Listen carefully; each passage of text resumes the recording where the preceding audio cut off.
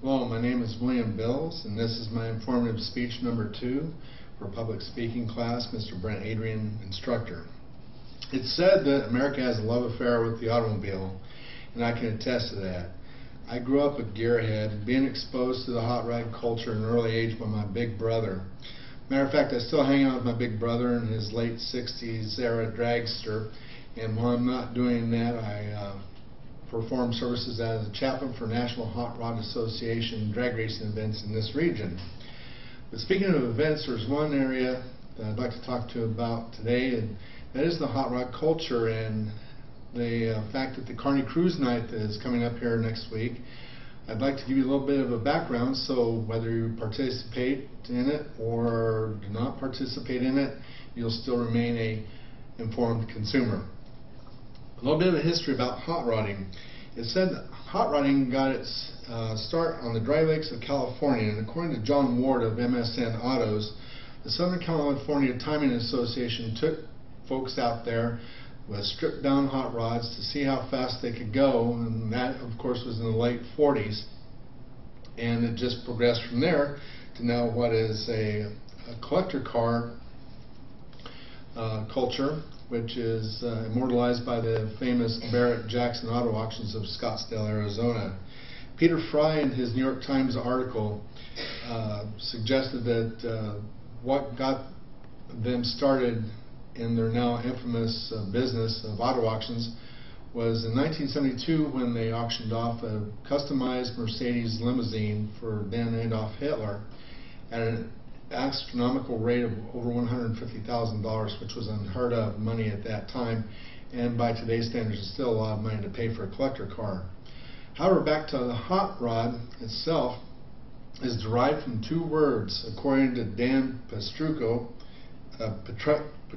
of Auto Evolution magazine: hot roadster, which means a car that has been souped up and virtually stripped of its fenders and its convertible top in order to make it more streamlined and fast. However, there needed to be an organization to keep these fellows in line and off the streets and not hassling the public or having run-ins with the police.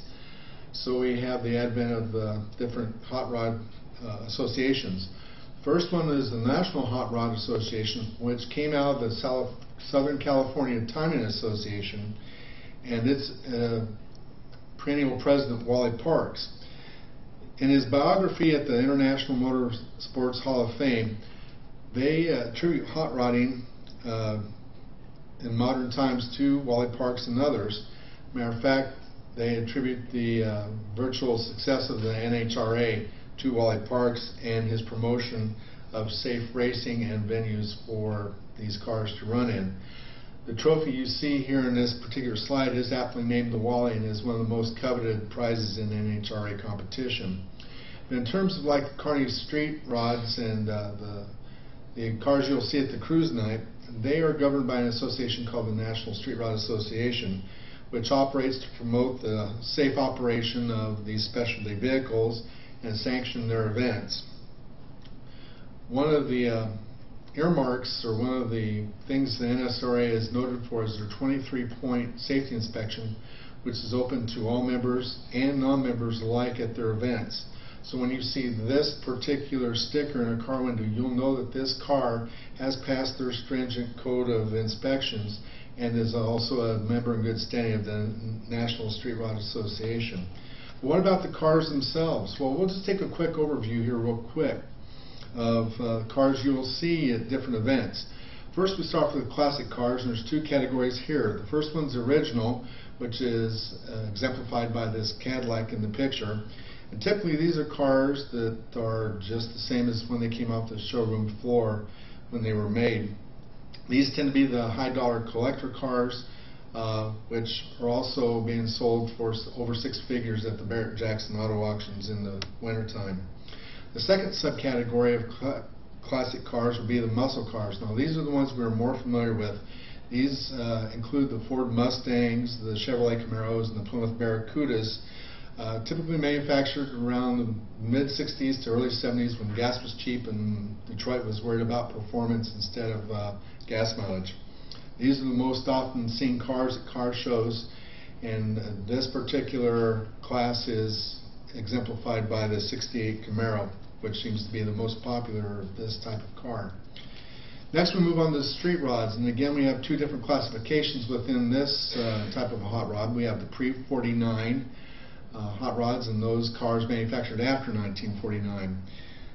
Old cars that are basically made into hot rods are updated with newer engines and transmissions and custom paint are the street rods of the pre-1949 era, as shown by this example, the 1932 Ford Deuce Coupe, which is the icon of this class.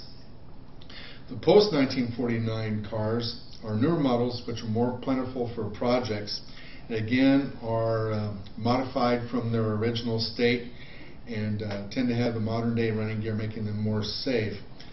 The car shown here is a 1955 Chevrolet, which the 1955 through 1957 Chevrolets are considered the holy grails of any hot rodding car projects. Next are the custom cars. These are exemplified by lead sleds and lowriders, and these are custom names to a custom car. Cars represented in the lead sled class are typically from the 1950s and tend to be modified for a low stance and ride. Mercury shown here is the favorite model for this type of car, and they're called lead sled for a reason. First off, they have lead used to bond the fenders and the body seams when they're manufacturing the car, and they're also big and heavy, hence the term lead sled. John Ward gives us a little bit of insight in his MSN Auto article about the lowriders, which are actually cousins to the lead sleds, but were inspired from the Chicano culture of Southern California. Favorite cars for these models are the mid-1960s Chevrolets, as exemplified by this 1966 Chevrolet Impala. Last but not least is the latest trend in auto design, and these are called rat rods. New cars made to look old and as if they were just thrown together. However, underneath that dingy skin there are new amenities which make these cars safe. And even though they look pretty bad, they will run fast and drive safely. Well, back to the Carney Cruise phenomenon. It is indeed a phenomenon, as Ashley Lieber has reported in the Carney Hub, because this is the 25th anniversary of the Carney Cruise Night, which is now actually a weekend and is 4 days long, this year encompassing the dates July 19th through the 22nd.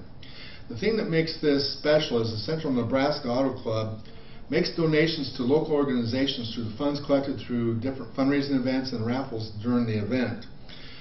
Charities included in their donations in the Kearney area are the United Way and American Red Cross, which shows this is truly not just an auto lovers event, but it's truly become a community event or community-minded event. In closing, I want to give you this one warning.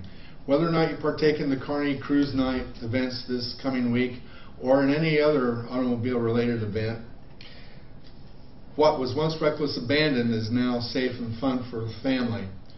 However, unless you want to end up like this guy here, you need to know that the need for speed is addicting. It's worse than drugs. And if you are once bitten by the hot rod bug, you'll never be the same again.